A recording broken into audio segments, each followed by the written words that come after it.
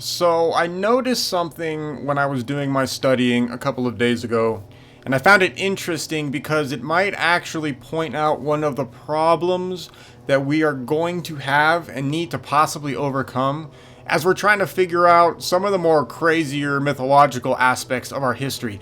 So, what I'm talking about here is Hyperborea. Now, I'm not into sunken continents on a deep level or anything. In fact, the only reason why I take them seriously now is because of all the science that is pointing in the direction that something pretty horrific happened to Earth multiple times throughout our very recent history.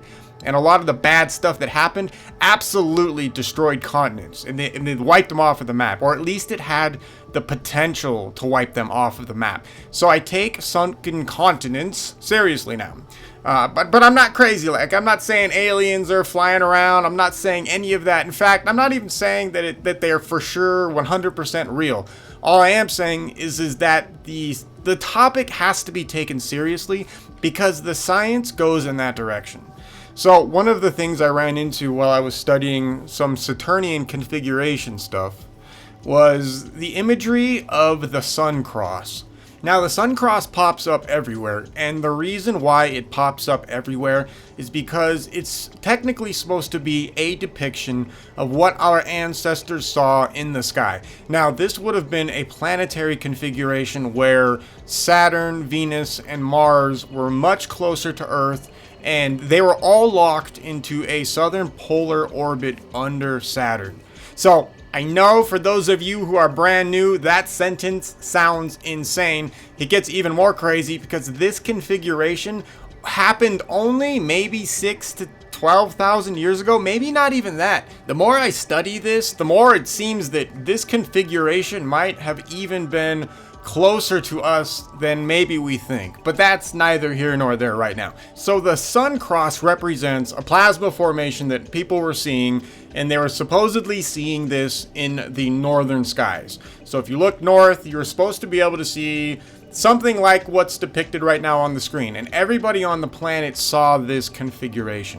Now, this configuration you're seeing here, it's supposed to be, the big circle is supposed to be Saturn, and then you have a couple other little circles in the center, which is Mars and Venus. And then you have these four streamer-like things radiating out from the two center circles.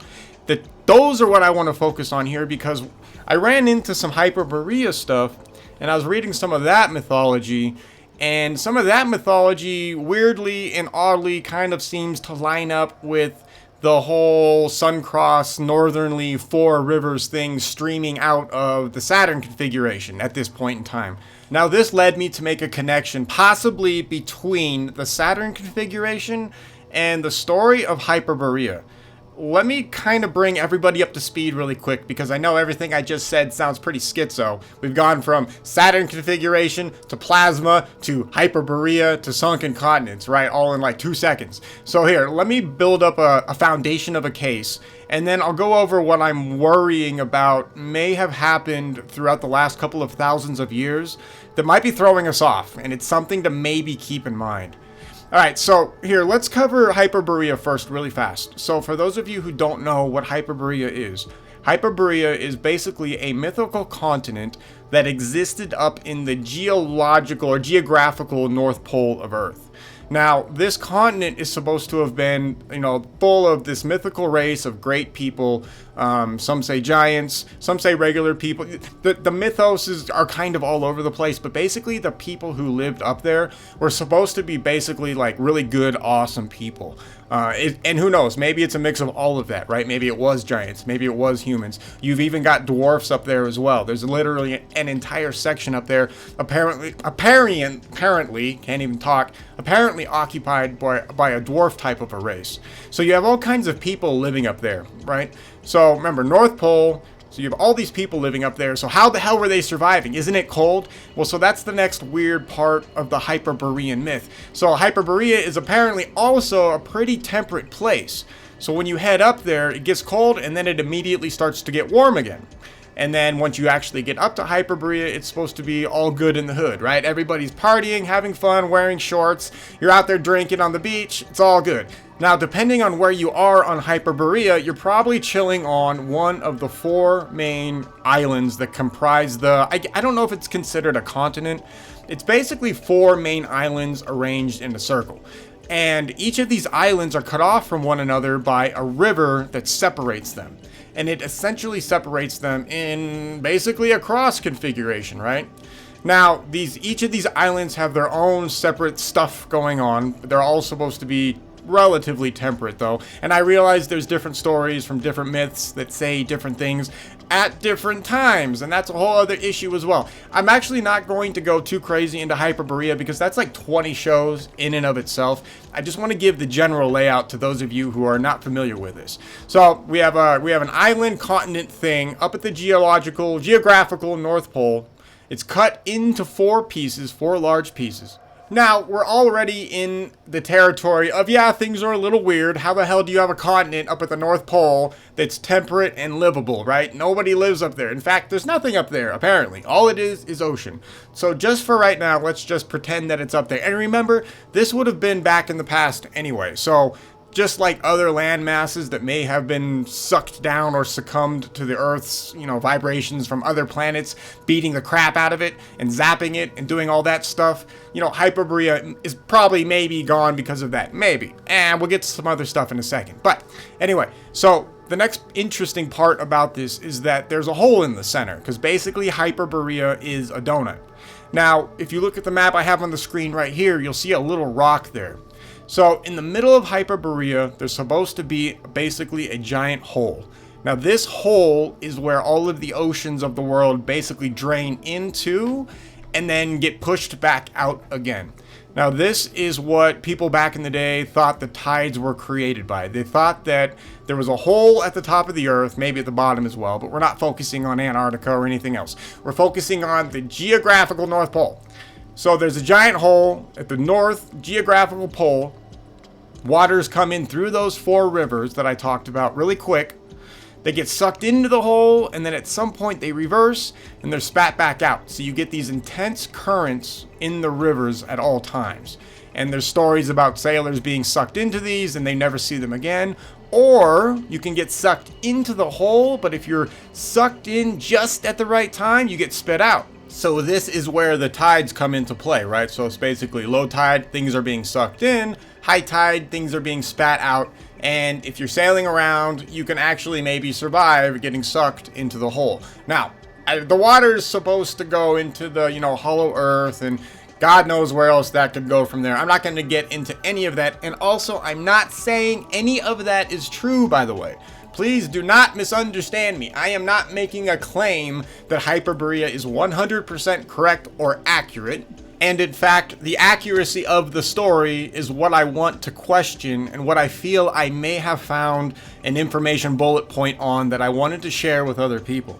Alright, so Hyperborea, continent at the north, broken into 4 parts. You have a giant hole at the top of the Earth. We've got tides going in and out. The story is crazy. I get it. So if you're like, man, these people who believe in these lost continents, this stuff is weird. I don't disagree. Now, the stories of Hyperborea are definitely weird, but there's a lot of very interesting scientific facts that support the possibility of some sort of a northern continent housing people like this, right? And that's just for mainstream purposes. If we take one step further and we go into like electric universe plasma physics, Saturnian configuration, then it demands that we acknowledge that people would have lived at the North Pole. Now, you don't have to live at the North Pole during the Saturnian configuration to survive on Earth. You can technically live anywhere, because during this point in time, Mars is a red dwarf at this point in time. So we would have had a plasma sheath around all the planets, which gives off a uniform warmth, which makes everybody happy everywhere. Or maybe it's a brown dwarf. I don't know. We're in some sort of dwarf star at this point in time that gives us a plasma sheath. we'll go over that later as well. Okay, now let's get back to Hyperborea. So the main bullet point I want to discuss from the Hyperborean perspective is the four rivers. The concept of four rivers split in a cross formation, flowing inwards or flowing outwards into a hole. Keep that in mind. Now here, let me give you a quick rundown on the Saturnian configuration, just so you have at least a refresher. And for those of you who are new, this is not going to be the greatest explanation, but just roll with me. You can at least, I'll put up a picture or something, and then just stick with me, and then we'll compare and contrast the two situations, and maybe possibly run into some problems that we're going to have to acknowledge exist while we're studying mythology and electric universe stuff. So that brings us to the Saturnian configuration. Now, the first thing it's important to remember is that at this point, Saturn does not have its rings, apparently. So now I'm a little hazy here on the chronology of what goes on, because at this point in time, we have plasma streamers affecting all of the planets that are in a chain at Saturn's southern pole. So basically, we are locked into a vertical orbit underneath Saturn. I think we're tidally locked as well. We have to be tidally locked. Now, at this point, I don't know if at this point we've already had if Saturn has novaed or not. So there's a point where Saturn novas, and that's what kicks out the configuration. That's what breaks this up. So I've got to assume at this point we're not novaing yet. But I could be wrong on that. See, this is the part that I don't have a clear picture on. So any of you EU aficionados wanna point me straight, please feel free. Anyways, we're stuck in this polar configuration chain underneath Saturn, okay? And so we have Venus and Mars right above us, and Mars is bouncing back and forth, and plasma streamers are flowing in between us. Now, these plasma streamers take all kinds of effects and shapes as the plasma and electric situation changes between the planets, and as the electrical continuity and the potential, etc., starts to change. That's why the planets start to orbit differently and change and move and blah blah, all that stuff, right? So as all of that motion is going on, we get these different configurations. Now, one of the configurations that we get is that 4 cross configuration. Now, that cross configuration is often described as, flowing rivers in mythology, right? We have these 4 streamers coming out of the Venus and Mars thing the configuration we see above us. And of course, this is what will eventually be mythologized throughout history And of course, eventually over time, these configurations are what are going to become mythologized throughout human history. And remember, all tribes, cultures, peoples, etc., that survive anyway, they all have this kind of imagery, right? And it's all over the planet. Now, one of the weird things they also have with this is they also still maintain that anybody who lived at the north was basically like the ultimate people. Like, those were the higher end people, the leaders, the whatever the heck was going on. They were up north. This is where things get weird, and this is where I find maybe 2 different stories are being congealed throughout time. As history's changed, as mythologies are attempted to be written and recorded. We get the telephone effect, and it's possible that the electric universe plasma theory situation, that configuration, the Saturnian configuration, might be getting mixed into the Hyperborea situation. Why do I say that? Well, it's pretty obvious, hopefully, at this point. Here's the problem. Hyperborea has 4 rivers split into a cross formation, flowing into the center, and then flowing outwards as well. We also have the Saturnian configuration, with Mars and Venus being cut into 4 corners on the sides by plasma streamers, and those would look like some sort of flowing, maybe possibly rivers, as they can be described. This is what people say they saw, right? Flowing energy up in the sky, also being cut up, also at the north. So it's kind of weird that we have Hyperborea showing the exact kind of details as the Saturnian configuration. And it's not just 1 or 2 details, it's a lot of details. We have a mythical land type of situation at the north for the gods. Both stories of the plasma configuration, the Saturnian configuration, and Hyperborea both have this situation.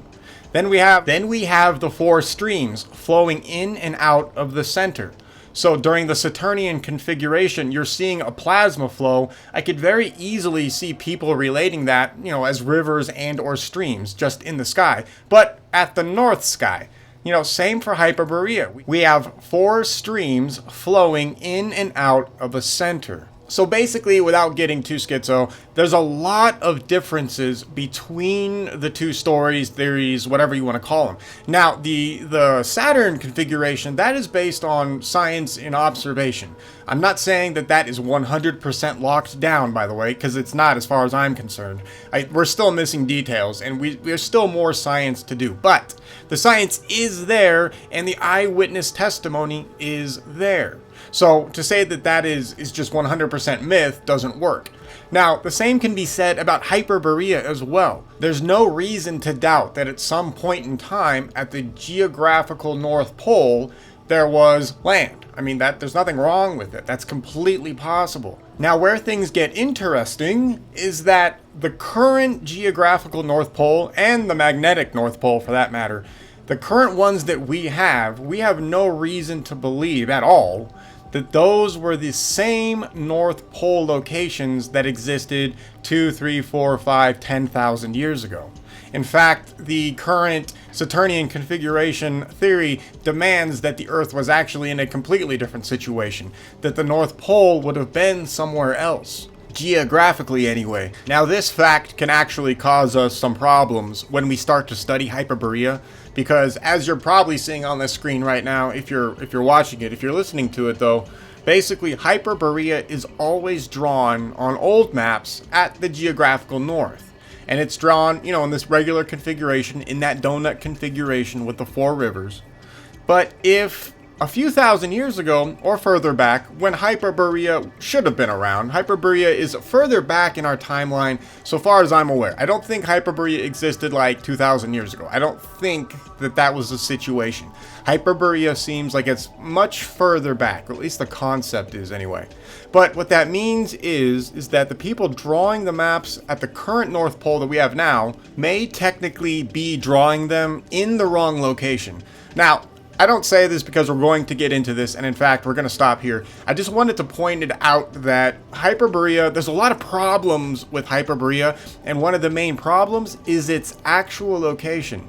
Because if the Earth's orbit or tilt axis has substantially changed since, the past few thousand years, which Electric Universe kind of dictates needs to happen, Velikovsky, all of that stuff, that means Hyperborea could not have been where it's being placed right now. So it's just something to think about. So that also then means that Hyperborea would be somewhere else on the planet.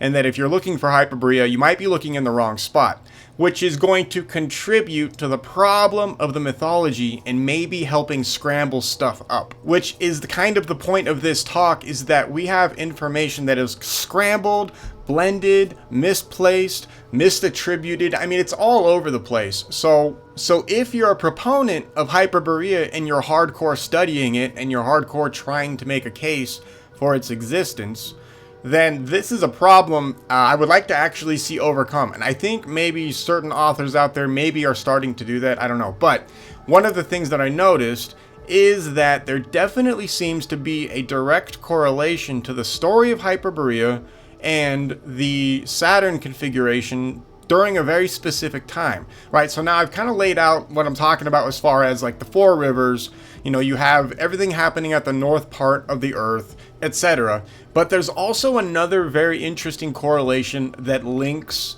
the Saturn configuration with Hyperborea. So when the Greeks were writing about Hyperborea, what they did is they attributed Apollo to Hyperborea. Now, Apollo was the god of the sun, right? But it's not the god of the sun that we have now. Apollo is related to Saturn, right? And it's related to that whole midnight sun situation. So it's not weird for me or anybody really to make a correlation between Hyperborea and the Saturnian configuration. So here's my problem. Here's what this comes down to. So we've throwing all of this evidence out there, now what I'm worried about is that we've had one hell of a scrambling of information. Right, if we have all this amazing stuff that may have been going on with the Saturnian configuration, and now that's being melded into some sort of a weird Hyperborean myth, which may also have a foundation in reality, but has since been mythologized, that means we might be dealing with aspects of information that are incredibly corrupt. And this sucks because both theories, or both concepts, or whatever you want to call them, have a lot of scientific merit to them. So now I'm wondering, where the hell are we supposed to go with this? Because if we have people writing about a northern continent that was supposed to exist, it's supposed to be physical, but also it's related to stuff going on in the sky up in the northern hemisphere, and I mean in space, not just on Earth. Which is the real part now? Which is the real story? Was it Saturn up in the sky being cut into 4 pieces, and people were talking about Saturn being the main land up there and that you could travel to? Or were they talking about a continent up north? And if they were talking about a continent up north, it couldn't have been where our North Pole is now. It would have been somewhere else. So which means that Hyperborea could technically still be above, it could be above ground, Maybe, I don't know. It's probably, maybe not. So many cataclysms took place. That stuff is gone. Okay, that stuff is gone. Anyway, I find it fascinating that we run into the Hyperborean myth necessarily when we start to study the scientific aspects of Saturnian theory. So basically, I came to a problem, or we come to a problem that I don't have an answer for, by the way. I'm just digging around. But which is the correct version, and which aspects of these two theories, stories, etc. have been melded together to create what we have now? So what aspects of them are wrong? Or are both right simultaneously, and are they connected in some weird way? I don't know, man. I don't even know why I'm making this. Now that I think about it, I have no idea why I even made this video. I mean, it's pretty obvious that you probably already knew all this. I'm posting this anyways. I don't care. Regardless of all of that, it's fascinating to me that these two stories, configurations, mythologies, whatever, that these two things are very much correlated to one another. It's amazing how closely tied Hyperborea and the Saturn configuration actually are. What the hell does that mean? What does that say about our situation then in history? What makes this even weirder and more interesting is that all kinds of cultures all over the world have the symbolism of the Saturnian configuration in their artwork, right? So that's one of the weird things about mythology, is that everybody has this sun cross all over the planet. Why? I mean, it's weirder too, because those people who have the sun cross, they're not at the North Pole, right? They're at all kinds of sections on the planet, and yet they know to draw the sun cross. So that's a weird one to me too. I don't know. I mean, they also, and a lot of those civilizations also discuss and know of something like Hyperborea in the north as well, right? So I wonder how close these are correlated, and why are they correlated? Actually, they have to be correlated, but why are they correlated? What the hell happened? Why are these two very specific events, what's going on? Why are they conjoined in everybody's histories? And how much have they been twisted and messed up since then? I don't know. God, it's weird stuff. I don't know why I made this video. I don't know. I don't have an... Alright, you know what? This will be the setup for more in-depth videos later. Yeah, let's do that. This is the schizobabble that will lead us into something on Hyperborea. That's what I'm going to do. That is the justification for making this video. If you lasted this long, well done. Well done. You might be crazy too.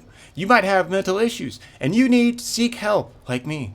Alright, let's do Hyperborea stuff next. Or sometime, I don't know.